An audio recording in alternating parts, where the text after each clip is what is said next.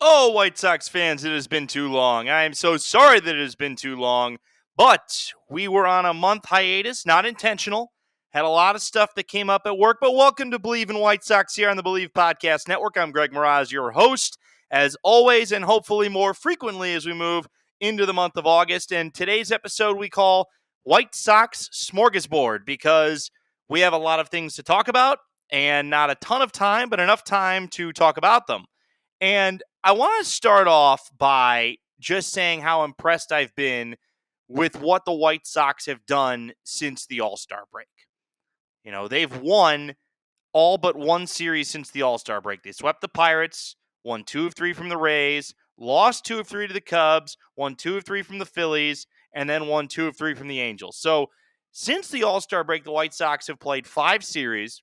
They are 10-5 across those series. So this team is playing better baseball, and a lot of people were celebrating because of the fact that the White Sox have already surpassed their win total from last year. They got to that point with their win over the Angels back on August 1st. So the White Sox at this point have a record of 43-70. I believe that that's what the record is. If I do not have that right, then I'm going to go back and look at that right now because I am questioning myself in regards to whether or not I actually got the record right. But the point remains is that despite the fact that this team is not good, they 42-70. Okay. You guys get what I meant. They already have more wins than they did last year. And there's a possibility. I think there's a legit possibility that they don't lose 100 games. And there was a lot of hope with this team based on how some of the pieces have been coming together. And the one thing that I want to start off with is talking about Colson Montgomery. And Colson Montgomery, we were going to do a pod when he first got called up, but things happened. I had to go out of town and what have you. But Colson Montgomery has hit 7 homers in 11 games. And unlike the other Sox rookies that have been called up, and I'm sparing Tim Elko from this because of the fact that he's been hurt and he's been sort of shuttled around, but Colson Montgomery's actually hitting homers. And to me, it's encouraging that the White Sox brought up somebody that was such a highly touted prospect, and he is actually starting to perform. This hat is really itching me. I got to toss that hat off for those of you that are watching on video. I was trying to cover up this little scratch I got on my a little bit above my eye, but looks like we're not going to be able to do that. But anyway, that's not why he called. Colson Montgomery has got 7 homers in his last 11 games. And while he's not hitting for a super high average, he's hitting 256 through 25 games with 7 homers and 23 runs batted in. It took him until his 15th big league game to hit his first career homer, and then he hit homers in 3 straight games and has hit homers now in 3 of his last 4 and in 4 of his last 6. Colson Montgomery is a big guy. He's listed at 6'4", probably heavier than 205 at this point. I can't imagine looking at him that he's only 205, given the fact that he's 6'4". But he's somebody that is proving that the White Sox development, at least with him, worked. Now, the question becomes, is he going to stick at third base? Is he your third baseman of the near future? I would rather see him at short and Chase Meidroth at second. But the White Sox have historically seemingly loved to play guys out of position. I don't know why, but they love to do it. And I think Colson Montgomery can be a competent third baseman, but maybe it's a Band-Aid for the White Sox don't know what their first base situation is, but they can play Meidroth at short and second, and they want to see what Colson Montgomery can do at third in case that's where he slots in if Miguel Vargas ends up being more of a first baseman than a third baseman. Now, Vargas went on the IL with a strain of some form. I've got to a left oblique strain, which this means that he's going to go on the IL, and we're not going to see him for a couple weeks. So you're going to probably see a lot of Lenyn Sosa playing first base for the time being. Maybe that means that Colson Montgomery will play short because Mydroth will end up going back to second. Josh Rojas is still on this team, which means that Josh Rojas is probably going to end up fitting in somewhere.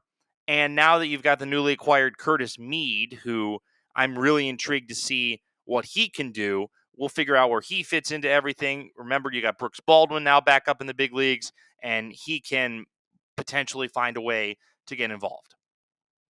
So I know that it's early in his development, but I think that we're seeing a lot more from Colson Montgomery in his first stint as a big leaguer than a lot of people wanted. Now, how does that progress into the whole of August and September? And I say that because we saw how good Chase Mydroth was when he started.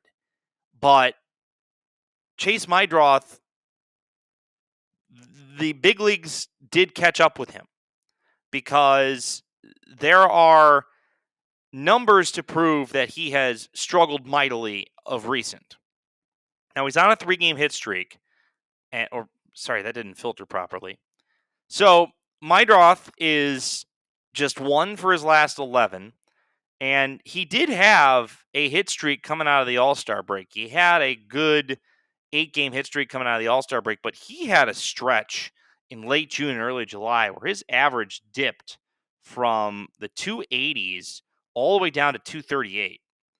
And I feel like a lot of people caught up with Chase Mydroth because he is so selective. You could throw him a lot of first pitch strikes that he wouldn't swing at.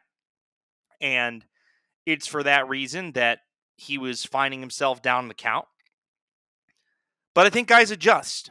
And I think the White Sox have a core of guys that you're hoping that they are going to begin to adjust. And I hope that Montgomery, when the league starts to get more of a scouting report on him at the big league level, that he will also adjust. But again, the fact that the White Sox are playing as well as they are with so many young guys, Mydroth, Montgomery, Kyle Teel, Edgar Caro. I'm going to throw Lenyn Sosa in there because I think there was some doubt as to whether or not Lenyn Sosa could stick at the big league level. And while Lenyn Sosa does not walk a lot, he's hitting 281 with 11 homers and 43 RBI. He, as a whole, when you're talking about average and power, has been this team's most complete hitter. Now, he's a defensive liability. And I don't know where he ends up in the future. Do they teach him to play a better first base? Can you be confident in him being able to play second base? I think with Vargas going on the IL and Montgomery playing as well as he has at third, I think you're going to see a lot of Lenyn Sosa at first base for the time being. That being said, I also think that you've got to find ways to work him in at second base so that if you want to give Mydroth a day off and move Montgomery to short. I mean, there's so many different combinations that you can play with this infield. But I think that now, with how good Colson Montgomery's been, and the fact that there is a sample at the big league level that says this guy can play, he's not just a prospect that didn't make it, he's a guy that actually can play. I think that White Sox fans and White Sox management are going to look at the core of this infield and remember, you still got Tim Elko, who could potentially end up being at first base, but you've got guys that are big leaguers that are playing in the infield. Plain and simple. And you talk about Brooks Baldwin. I think Brooks Baldwin at this point is more valuable as an outfield piece than he is as an infield piece. And that's not to say that he can't step in and play the infield if needed. The White Sox are still, relatively speaking, outfield deficient. And I was not impressed with Will Robertson while he was up. He was not what I was hoping for out of a fourth outfielder. And the White Sox outfield situation is a lot different than the infield situation because of the fact that the White Sox outfield is all veterans, and now Corey Julks is back, and I don't know what that's going to provide other than just another breathing body that replaces Austin Slater. The infield, you've got the core pieces of what the future of this infield is going to be. Now is there anybody from the infield and from the catching situation, I'm talking about Kyle Teel, that could end up being an outfielder at least for the next couple of years until you find somebody better to go in the outfield or until that player learns how to play a left or a right field a little bit better. And to move on to my next topic in the smorgasbord, it is the Kyle Teel and Edgar Caro situation of them both together in the lineup at the same time. And how do you do that? How do you do that without sacrificing other bats in other positions? And that means, sacrificing whoever might be a DH on a certain day. And I think it's just getting Kyle Teel to be able to play other positions. And he's played the outfield before. Like, I would have no issues if the White Sox stuck Kyle Teel in the outfield for a couple of games and said, look, we're going to see if you can do this. I mean, this is the type of year where you can develop at the big league level without necessarily worrying about winning as many games as possible. You're already starting to win more games than you were last year. Your young guys are learning how to win. But the problem is that you've got more bats than there are positions to play those bats. And that's where I feel like the Kyle Teels of the world are going to have to put, and I'd even put Miguel Vargas in this situation if you really feel like you can get better at first base elsewhere, or if Colson Montgomery is the guy that's going to be at third and not Miguel Vargas. I think Vargas could learn to play both positions in the corner outfield. I think Kyle Teel could end up being in left field. Now, the problem the White Sox have with the corner outfield at this point is that Andrew Benintendi is a contract that's not tradable. And by the fact that they didn't trade Mike Tauchman, it makes me think that they're going to use that extra year of team control, have him come back next year, and then you're looking at somebody that's a more prime trade candidate next year, assuming that he hits the way that he has been hitting when he's been healthy for the White Sox. And that has been, in my opinion, when he's been healthy. I mean, he's hitting 286 with a 371 on base percentage, 7 homers, 29 RBI in 59 games. If he's healthy for a full year, that's somebody that somebody would have wanted at the deadline. But he has another year of team control, which is why the White Sox are going to keep him around. But the White Sox also have enough veteran outfield pieces at this point, and you can intermingle in Brooks Baldwin and see if you can figure out if Kyle Teel fits anywhere and Miguel Vargas fits anywhere, to where you don't have to worry about any outfielders of the future necessarily until 2027. But you need to have those guys in the pipeline and ready to go. Now, who those guys are remains to be seen, because you think about the White Sox top prospects and who outfield-wise is going to be ready, and that's going to be Braden Montgomery. I mean, Braden Montgomery is going to end up at the big league level at some point in 2026. He's going to, and he's going to take one of those outfield spots. The question is, what spot is that going to be? And my guess is it's probably right field, because you've found a trade partner for Mike Tauchman before the deadline next year. And that is fully what you're expecting. Now, you also have George Walco, who people are really excited about. He's only an A-ball. This guy's 6'7", 240. That's a left fielder. Maybe that guy is close to ready by the time Andrew Benintendi's contract expires after the 2027 season. I think the White Sox future outfield is going to be built gradually. It's not going to come together over time. Or rather, it's going to come together over time. It's not going to come together all at once, because they're not going to sign a big free agent outfielder. They want to develop that guy. They want to have that guy be the similar type of guy to the ones that they've developed in the infield. And I think that can be Kyle Teel. It can. But will it? That remains to be seen. Now, the White Sox also do have to worry about, how they manage their catching situation. There was a lot of rumors that Corey Lee was going to end up getting traded. He did not end up getting traded, so you're going to have to figure out what to do with him at this point. Maybe he's just a depth piece that you end up calling up if either Kyle Teel gets hurt at some point, or if they decide, hey, Teal's going to play in the outfield. But I was talking to my buddy Slavko the other day, Slavko Bekovic, who is of the Blackout Show podcast. Highly recommend you go and listen to that. They are elite when it comes to the White Sox. And he made the argument to me about putting Teel in the outfield that the White Sox took Andrew Vaughn and put him in the outfield to open up 2021 with no big league experience and no experience playing the outfield at the minor league level. So if they weren't afraid to do that with him, why would they be afraid to do that with Kyle Teel? And I think that the White Sox needed to find a bat at that time to replace Eloy Jimenez, and they look at this number 3 overall pick in the 2019 draft, guy that was a Golden Spikes Award winner. We've got to get him to the big leagues. Andrew Vaughn is a discussion for later because of how good he's been with Milwaukee, and that's less of, I think, a referendum on Vaughn and more of a referendum on the White Sox organization and how guys that were left over from the previous regime.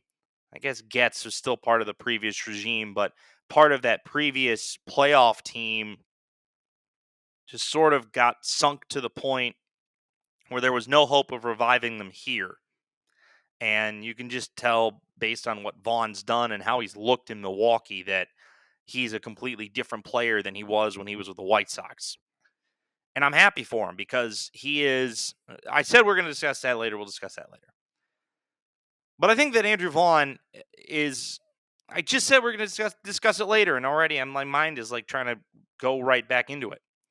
My point being is that the White Sox outfield is not going to be instantaneously built, and I think that your opening day outfield next year is going to end up being Andrew Benintendi, Luis Robert, and Mike Tauchman, with Brooks Baldwin as the fourth outfielder, and somebody else of some ilk as a fifth outfielder.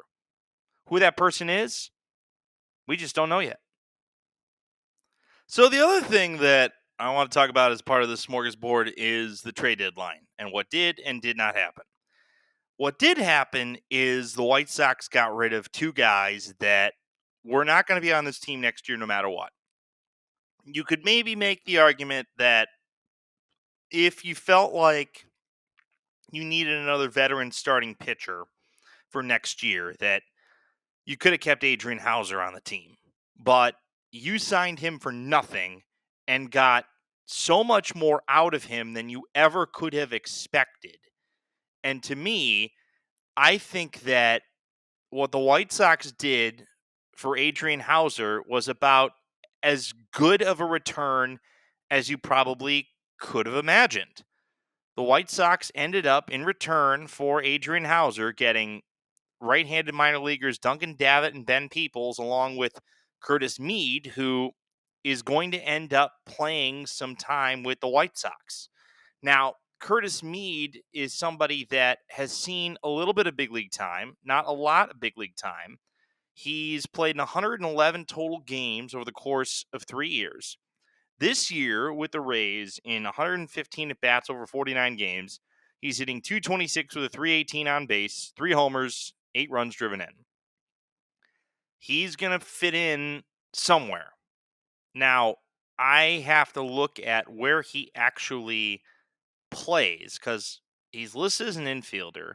He's a big infielder. He's listed at 6'1", but 225 pounds. So my guess is that he and this kind of shows you like where I'm at in terms of how much I've been keeping up to date lately. It's just unfortunately have struggled with certain work aspects trying to get my White Sox mind around the details of some of these minor leaguers. Now, Curtis Mead is Australian, which is interesting. He's listed as a first baseman, but he has played all over the diamond for the Rays this year. He's played at first, he's played at second, he's played at third. So you could see him in a lot of different spots.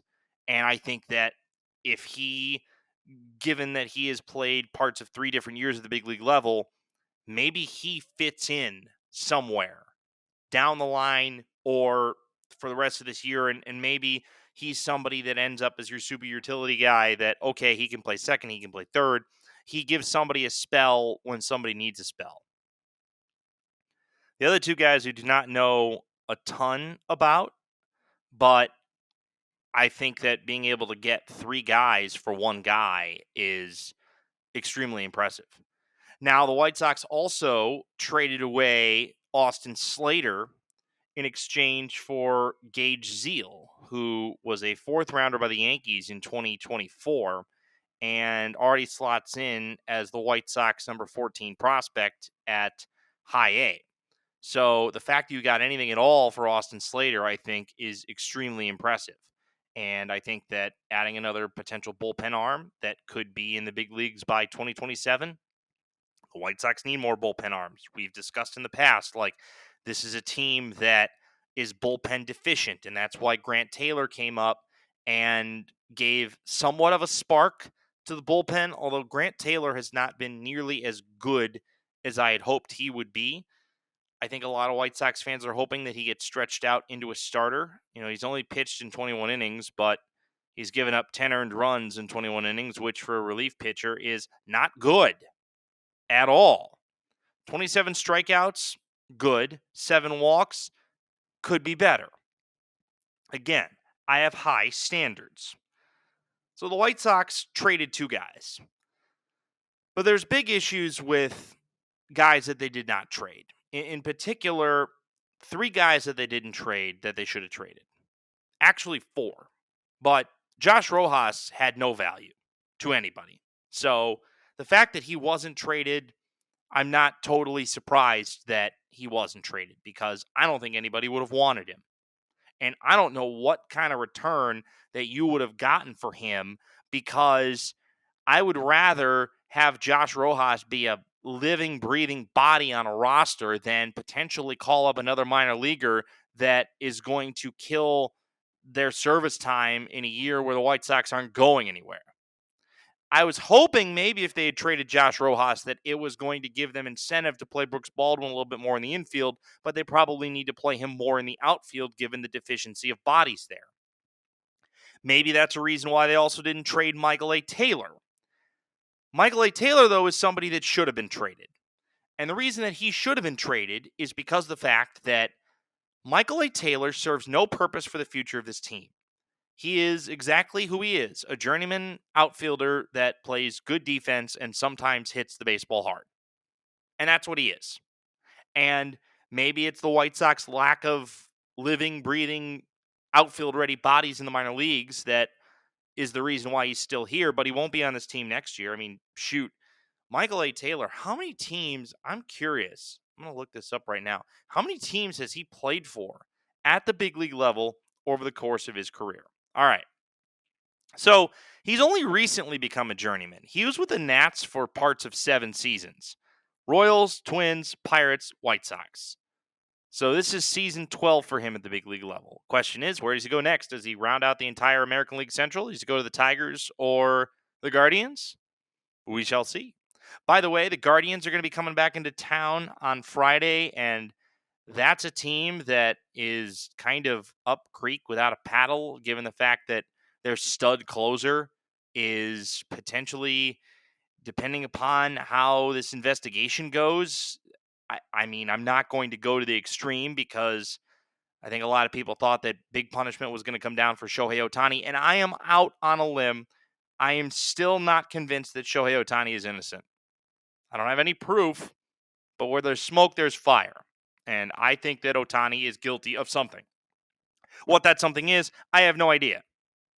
It might be minimal gambling. It might be major gambling. He may have paid off his interpreter to take the fall and is keeping him rich and wealthy for the rest of his life for basically having his public reputation ruined on an international scale. We don't know that. What we do know is that Emmanuel Clase could be in a whole lot of trouble. That's beside the point. The 2 other guys, and I think of the Guardians, a longtime Guardian was Aaron Savali. Now, Aaron Savali you picked up for the purposes of flipping him again, and you didn't flip him. And there were reports that were coming out from Bob Nightingale that Chris Getz is really difficult to deal with. And I'll get to that in my segment about Luis Robert. Aaron Savali may actually serve a purpose on this team. And why I say that is that you have a lot of guys, pitching wise, that could be a part of this future. But you also have to be innings conscious. Innings conscious. Innings conscious. Can't believe I couldn't say that right. Of the pitchers that you currently have on your roster. Jonathan Cannon, I am more and more convinced, is not going to be a part of the ideal White Sox future rotation. Sean Burke, I think, could be a good 5 in in this rotation. He's pitched 111 innings and he's got a 4.23. That's a good 5 starter. It is. Now, Jonathan Cannon, he did have time where he missed due to injury, so his innings total is not nearly as high. It's only at 94.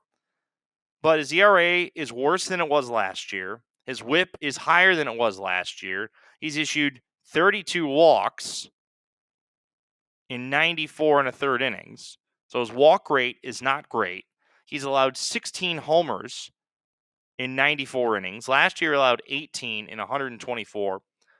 Cannon is the ultimate. When he's really good, he's really good. When he's really bad, he's really bad. The last 2 starts, he's been really bad. Against the Rays and the Phillies, he's combined to allow 11 earned runs over the course of his last 10 and a third innings. In his previous 3 starts, he allowed just 5 total earned runs over the course of 17 and a third innings. So it really just kind of goes high and low. Shane Smith, the White Sox had IL'd because I think Shane Smith had been running out of gas. And his ERA is at 4.25. He's not nearly what he was at the start of the year. I still think that the potential for Shane Smith is through the roof.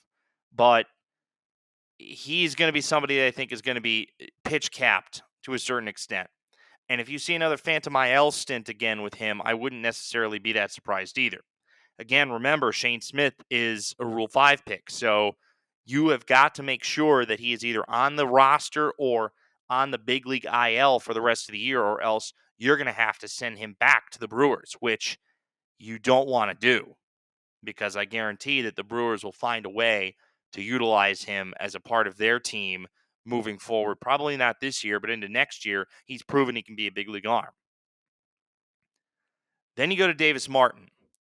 And I think that Davis Martin's age is a reason why he won't be a part of this team's future. Davis Martin is going to be 29 in January, and he's been good this year. There were a lot of people that thought that he could be traded at the deadline. He's had some injury issues as well, but Davis Martin has had some issues with the home run, but his ERA is 3.8.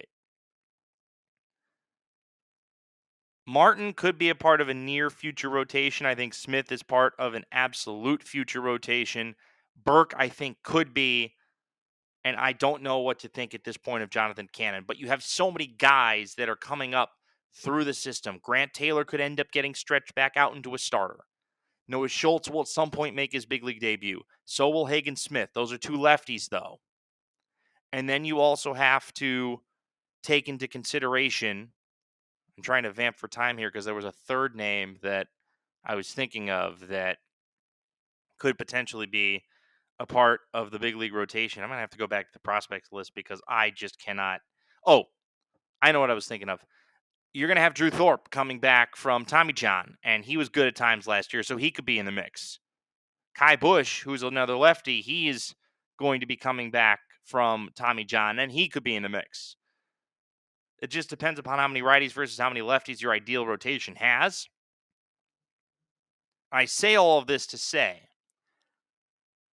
that Aaron Savali's purpose on this roster is to eat innings that would otherwise be taken by guys that aren't ready yet. And maybe the right deal wasn't there for Aaron Savali, but if you're a team calling the White Sox, and this was, and Aaron Savali has been really, really good his last few starts. He was part of the 1 hitter against the Angels on Saturday. Aaron Savali, since I got to filter this right, since the All-Star break, he has allowed just one total run, no earned runs in 3 starts spanning 23 into third innings. That's a guy that probably could have been traded. Overall, since coming to the White Sox, Savali, why won't this split it up? Split it up for me, please. All right, well, we're not going to get it split up right now. Nope, I'm going to find it. I'm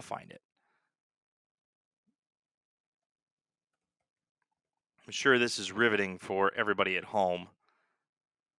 But Savali, since coming to the White Sox, is 2-4 with a 3.56 in 48 innings. It's pretty good. It's pretty good if you're pitching for the White Sox. I think that that's great. I think that he is serving his purpose in the White Sox rotation. He's there to eat innings effectively, keep your team in games, and you know what? Maybe he likes it here enough to where he signs on a 1-year deal next year to stay here.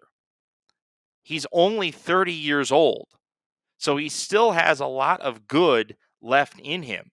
If he likes it here enough, and he likes working with Ethan Katz and Brian Bannister and part of Will Venable's team, maybe you can get him on a similar deal that he's on now, like a 1-year, $8 to $10 million, and he ends up being your number 3 starter. I'd have no problems with that. Maybe the reason the White Sox kept him is because they're planning on giving him a short-term extension that fills a rotation spot for the next couple of years that will at some point be occupied by a guy that's not yet ready. I don't think that keeping Aaron Savali instead of trading him was a bad idea, now that I think about it. But I think if you could have gotten value for him, you would have needed to reach peak value in order to get what you wanted. And maybe the White Sox felt, this is just me surmising here, maybe the White Sox felt that because Andrew Vaughn, I don't know why I called him Aaron, I mix him up. Anyway, because Andrew Vaughn has been so good with Milwaukee, that the White Sox felt like they had to milk the asset that they got back for a guy that when he left Chicago was an utter disappointment. And now, since being called up from AAA and with the Brewers, he has been nothing short of amazing. Andrew Vaughn has probably been one of the best hitters in baseball of the past 3 weeks. Now, I don't have the specific numbers in front, but I don't think that stat can be argued. Andrew Vaughn has been straight up incredible. And I'm happy that he is getting the rebirth that he so wanted now that he's with Milwaukee. But then we turn to Luis Robert. And this, I think, is once again the most complicated. How do you handle this type of trade scenario that there is?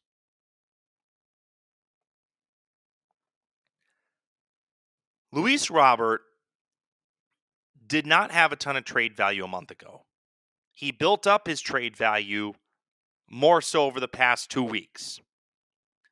But the fact of the matter is that Luis Robert at his best is worth a lot. And I think that the White Sox, in particular, I think Chris Getz got worried based on what moves he made last year that everybody said, this guy will sell low. He doesn't know how to negotiate. I think Chris Getz got in his own head and realized, oh my gosh, people are talking about me that I don't know how to handle myself in the trading room. I don't know how to get the proper value back for the assets that I'm giving up.